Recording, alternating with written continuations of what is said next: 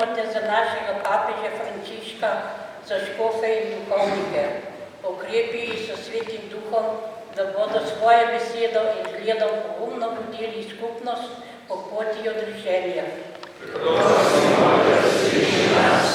Gospod, podeli venec večne blaženosti Gospodu mazgistru Janezu Hladniku in vsem tistim duhovnikom, redovnikom in redovnicam, ki so svojim življenjem bogato obdarili naš narod in domovino v tujini in domovini. Nebeški Oče, izročamo ti vse zamejce in rojake po svetu, ohrani jih v svojem varstvu, da bodo kljub oddaljenosti čutili tvojo bližino in bližino svoje domovine, vsem rajnim pa podeli večno bivališče v nebesih.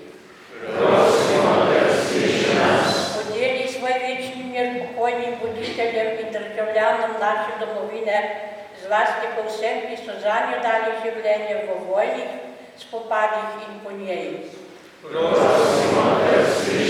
Naj vse državne ustanove spoštujejo svobodne odločitve državljanov in zahtevajo odgovornost za njihovo dejanje.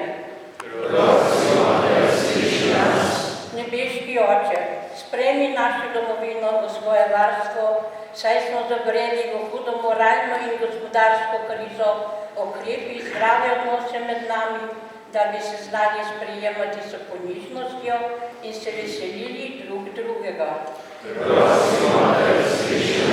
Nebeški Oče, prosim te različ svojega Svetega Duha na tiste, ki ustvarjajo kulturo in umetnost.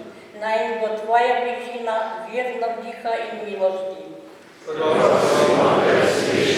Pomagaj nam, da bi se bolj veselili svoje lastne države in jo usmerjali v nove čase.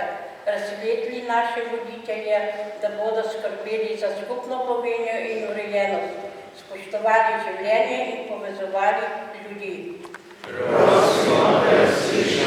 Še po osebnem namenu. Prosimo Gospoda.